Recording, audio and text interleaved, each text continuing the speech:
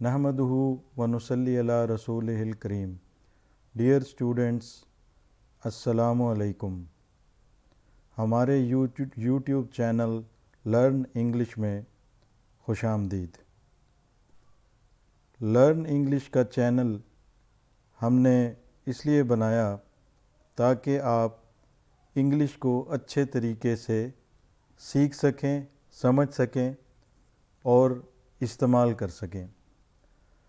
तो आजकल के दौर के अंदर इंग्लिश की अहमियत बहुत ज़्यादा बढ़ गई है और तकरीबन ज़िंदगी के हर शोबे में अगर आपको अच्छी अंग्रेज़ी नहीं आती तो मुश्किलात का सामना करना पड़ता है। इसी सिलसिले में हम एक सीरीज़ का आगाज़ कर रहे हैं जिसका नाम है लर्न इंग्लिश टेंसेस इन 13 डेज़, और आज इसका पहला दिन है और पहला लेक्चर है। इस लेक्चर का टॉपिक इंट्रोडक्शन ऑफ टेंसेस है।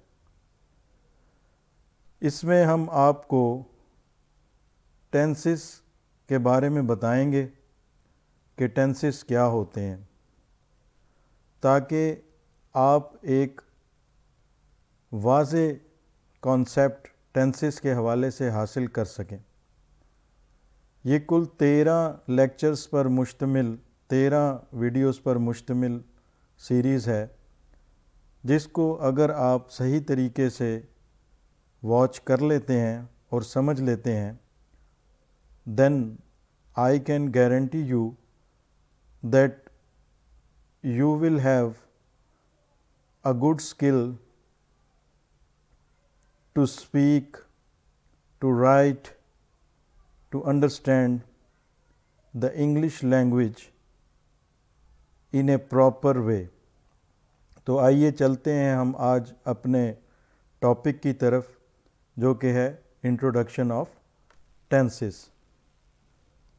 टॉपिक की जानिब जाने से पहले अगर आपने अभी तक हमारा चैनल सब्सक्राइब नहीं किया तो आपसे गुजारिश है कि हमारे यूट्यूब चैनल लर्न इंग्लिश को सब्सक्राइब कर दीजिए और बेल आइकन को भी प्रेस कर दीजिए।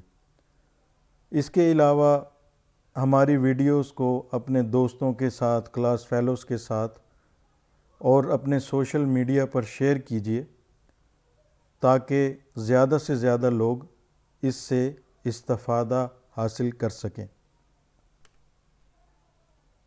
तो आइए चलते हैं अपने मेन टॉपिक की तरफ, जो कि टेंसेस के बारे में है।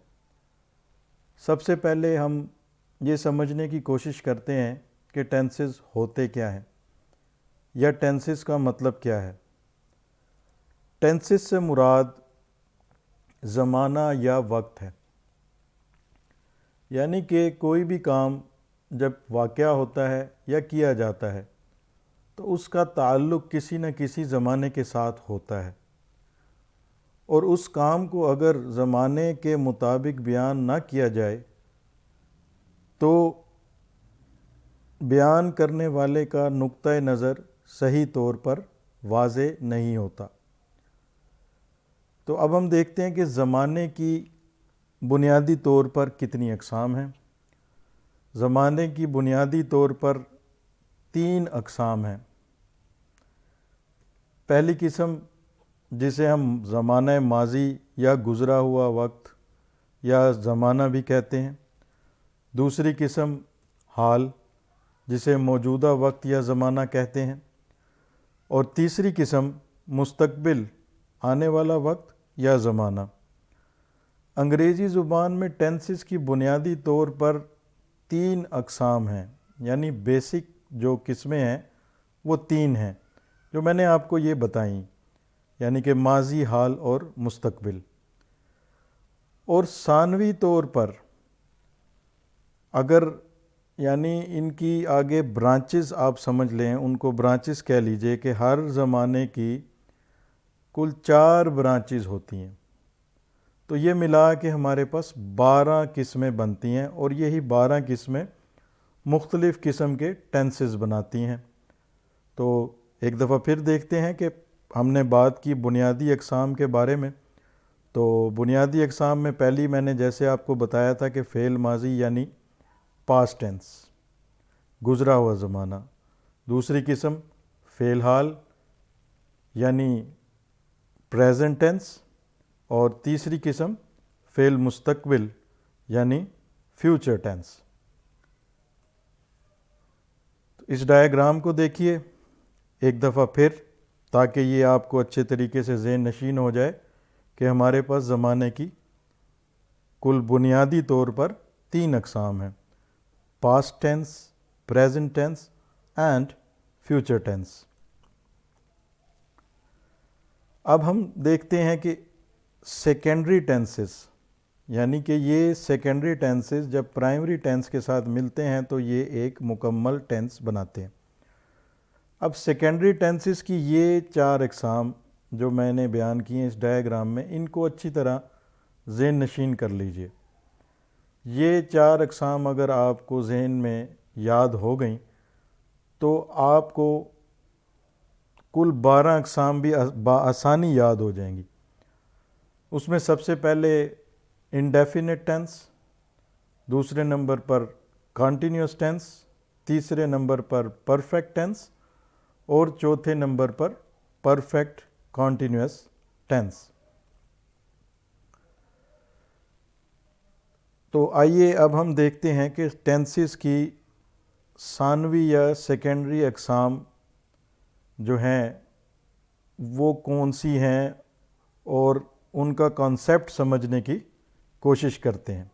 जैसे कि मैंने आपको सबसे पहले बताई इनडेफिनिट टेंस, इसको हम फ़ेल मुत्तलिक भी कहते हैं।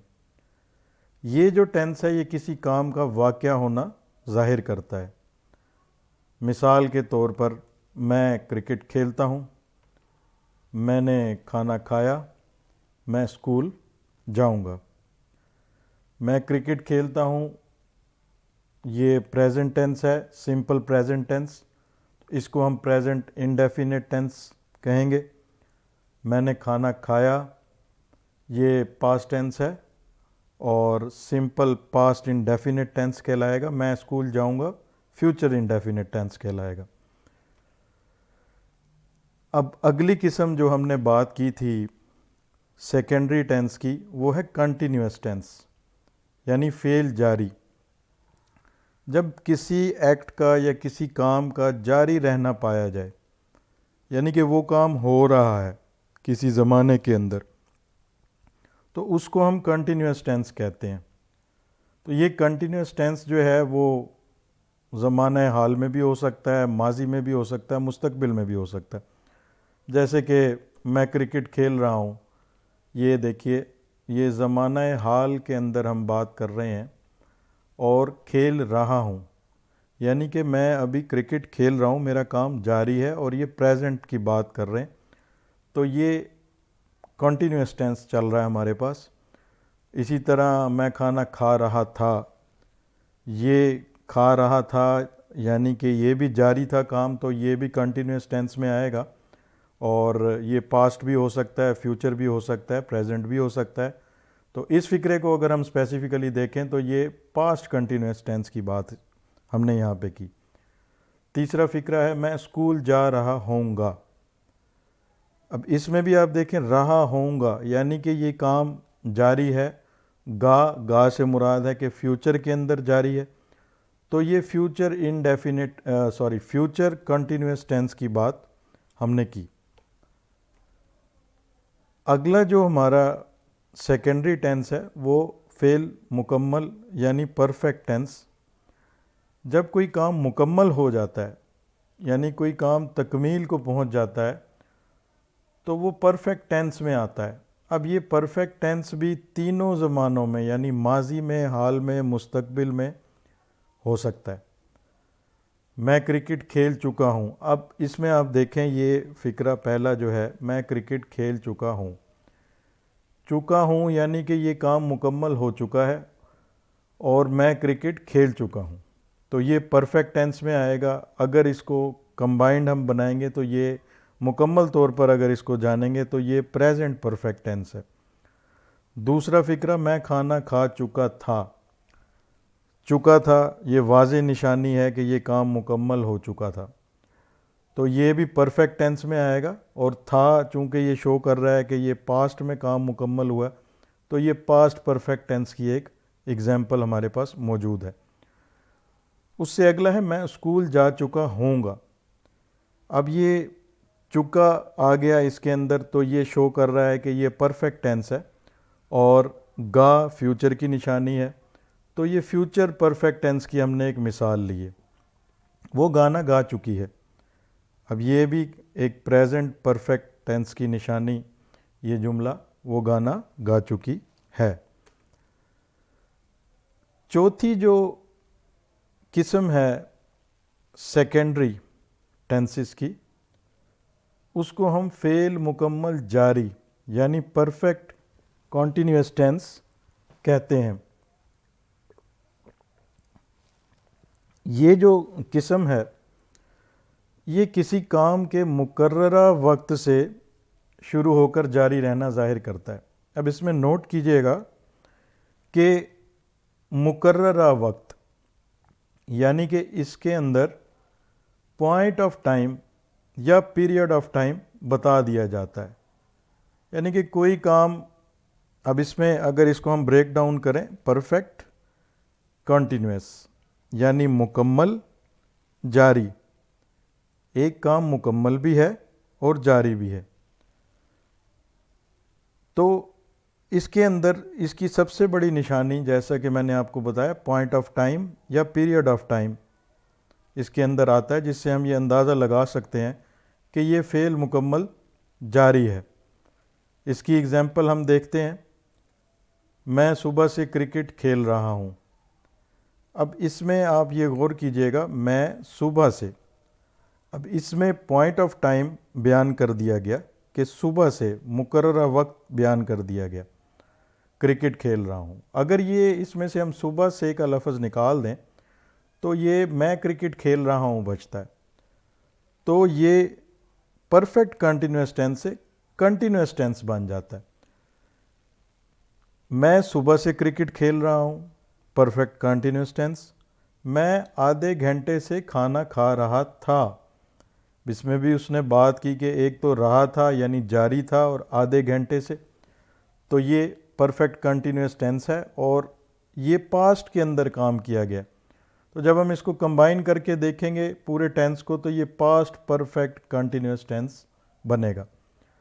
वो दोपहर से गाना गा रही होगी, अब रही होगी, इसके अंदर भी आप देखें कि दोपहर यानी पॉइंट ऑफ टाइम आ गया और गाना गा रही होगी, काम जारी है, तो ये भी परफेक्ट कंटिन्यूअस टेंस की एक मिसाल है। तो दोस्तों यहाँ पे मैं एक चीज़ आपको वाज़े करता चलूँ कि अभी हम सिर्फ एक इंट्रोडक्टरी क्लास ले रहे हैं और टेंसेस को समझने की कोशिश कर रहे हैं।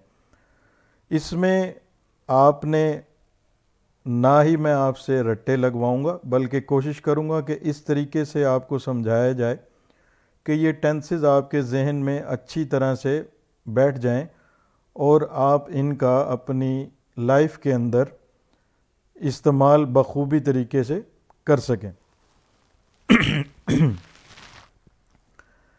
तो ये इस डायग्राम को देखिए, इसमें पास्ट टेंस को हमने उसकी चारों अक़साम जो होती हैं वो दिखाने की कोशिश की है कि पास्ट टेंस की चार किस्में हैं। पहली किस्म पास्ट इंडेफिनिट टेंस है, दूसरी पास्ट कंटिन्यूअस टेंस है, तीसरी पास्ट परफेक्ट टेंस है और चौथी पास्ट परफेक्ट कॉन्टिन्यूअस टेंस है। इसी तरीके से हम आगे चलते हैं और प्रेजेंट टेंस की चारों अक़साम को इस डायग्राम के अंदर देखते हैं। तो इसमें एक चीज़ गौर कीजिएगा कि इन चारों रेक्टेंगल्स के अंदर अगर एक लम्हे के लिए आप प्रेजेंट का लफ्ज़ ना पढ़ें तो आपके सामने चारों सेकेंडरी अक़साम टेंसेस की आती हैं जो मैंने आपको बताई थी। यानी कि इसमें से अगर प्रेजेंट निकाल दें तो ये इंडेफिनिट टेंस और फिर इस रेक्टेंगुलर के अंदर आएँ तो यहाँ पे प्रेजेंट निकाल के सिर्फ कंटिन्यूस टेंस, और इधर से भी प्रेजेंट निकाल के अगर इसको पढ़ें तो परफेक्ट टेंस, और इसमें से भी अगर प्रेजेंट निकाल दें तो परफेक्ट कंटिन्यूस टेंस। यानी कि कंक्लूजन ये निकला कि अगर हम इस प्रेजेंट की जगह पास्ट लगा दें तो पास्ट की चारों अक़साम, और जब यहाँ पे हम प्रेजेंट इस्तेमाल करेंगे तो प्रेजेंट टेंस की चारों अक़साम, और इसी तरह फ्यूचर टेंस की चारों अक़साम। तो आइए देखते हैं अब फ्यूचर टेंस की चारों अक़साम कौन सी हैं। ये डायग्राम देखिए, इसमें पहली जो किस्म है फ्यूचर इंडेफिनिट टेंस है, दूसरी फ्यूचर कंटिन्यूस टेंस है, तीसरी फ्यूचर परफेक्ट टेंस है, और चौथी फ्यूचर परफेक्ट कंटिन्यूस टेंस है।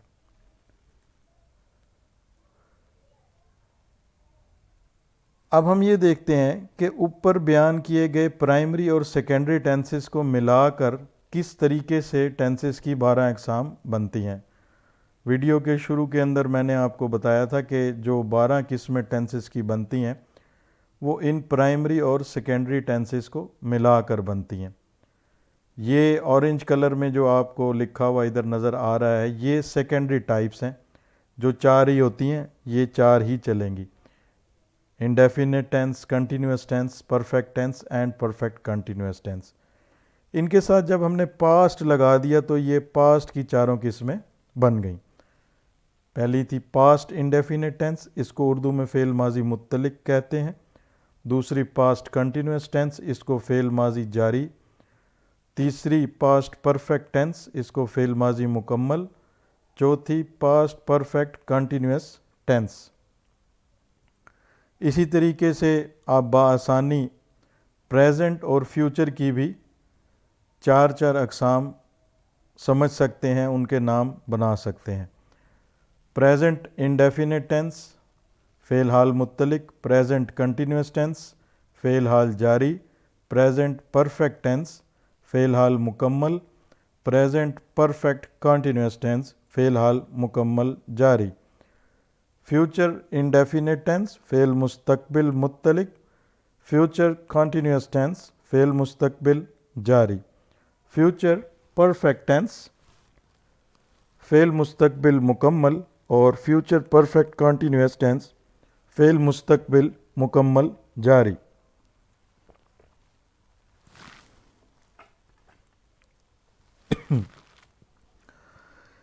तो दोस्तों सॉरी,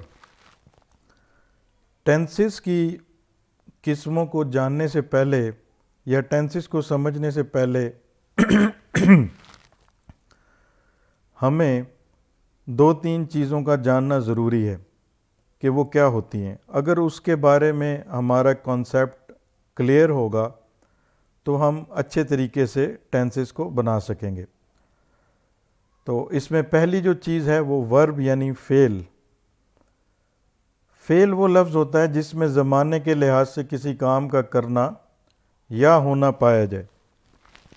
इसको हम एक्शन वर्ड भी कहते हैं। अंग्रेज़ी की ज़ुबान के अंदर हर वर्ब की 3 फॉर्म्स होती हैं। पहली फर्स्ट फॉर्म होती है, सेकंड फॉर्म होती है दूसरी, और तीसरी थर्ड फॉर्म होती है। जब आप टेंसेस बनाएंगे तो आपको ये बहुत ज़्यादा सुनने को मिलेगा कि आपने इसमें फ़र्स्ट फॉर्म इस्तेमाल करनी है, सेकंड करनी है या थर्ड करनी है। इसके लिए आपको एक तो ज़रूरी है कि आपकी वोकेबलरी कुछ बेहतर होनी चाहिए, जिसमें आपको पता होना चाहिए कि किसी वर्ब की फ़र्स्ट फॉर्म क्या है, सेकंड फॉर्म क्या है, थर्ड फॉर्म क्या है। तो ही आप आगे अच्छे तरीके से टेंसेस को बना सकेंगे।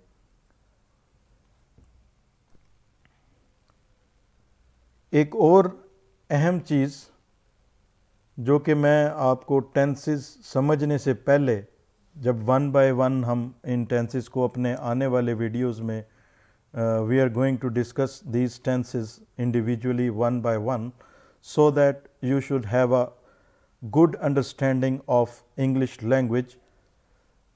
तो फिर उससे पहले before going to that we should understand what is the structure of a sentence, यानी कि जुमले की साख्त। जुमले की साख्त क्या होती है? अंग्रेज़ी ज़ुबान में जुमला जो है वो 3 चीज़ों पर मुश्तमिल होता है। नंबर 1 सब्जेक्ट, नंबर 2 वर्ब और नंबर 3 इज़ ऑब्जेक्ट। तो यहाँ हमने देखा कि सब्जेक्ट यानी फ़ाइल, इसको उर्दू में फ़ाइल कहते हैं, काम करने वाला। वर्ब यानी फ़ेल, जो काम किया जा रहा हो। ऑब्जेक्ट यानी मफ़ूल, जिस पे काम किया जाए। अब हम इसकी मिसाल से इसको समझने की कोशिश करते हैं कि ये किसी जुमले के स्ट्रक्चर कैसा है और उसके अंदर सब्जेक्ट, वर्ब और ऑब्जेक्ट को कैसे आइडेंटिफाई करें। इसको भी ज़रा ध्यान से देखिएगा, क्योंकि जब हम आगे 1 बाय 1 टेंसेस बनाएंगे तो एक तो मैंने आपको बताया था कि हम ये ज़रूर इस्तेमाल करेंगे कि वर्ब की कौन सी फॉर्म इस्तेमाल होगी। दूसरा हम ये भी टर्मिनोलॉजी इस्तेमाल करेंगे कि सब्जेक्ट के साथ क्या लगना है। तो आपको पता होना चाहिए कि सब्जेक्ट को कैसे आइडेंटिफाई किया जाता है। अब ये एक सेंटेंस है, अली ईट्स मील, अली खाना खाता है। अब इस फ़िक्रे के अंदर अगर हम इसको ब्रेक डाउन करें तो अली जो है वो फ़ाइल है, यानी काम करने वाला। खाना खा रहा है अली, तो अली ये काम कर रहा है, तो अली इसमें सब्जेक्ट का रोल अदा कर रहा है। इसी तरह मफ़ूल जो है ऑब्जेक्ट, यानी जो एक्शन परफॉर्म हो रहा है वो किस चीज़ पे हो रहा है, वो मील पे हो रहा है, यानी खाने पे हो रहा है, तो खाना खा रहा है। तो मील जो है वो इसके अंदर मफ़ूल है, यानी ऑब्जेक्ट है, और खा रहा यानी क्या एक्शन परफॉर्म कर रहा है, ईट्स।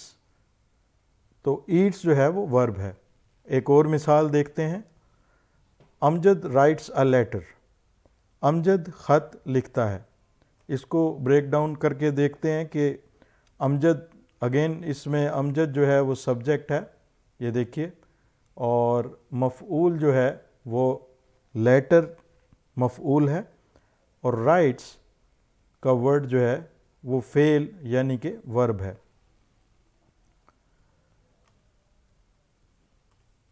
तो दोस्तों, आज के लिए इतना ही लेक्चर मेरे ख़्याल से काफ़ी है, और ये एक इंट्रोडक्टरी लेक्चर था।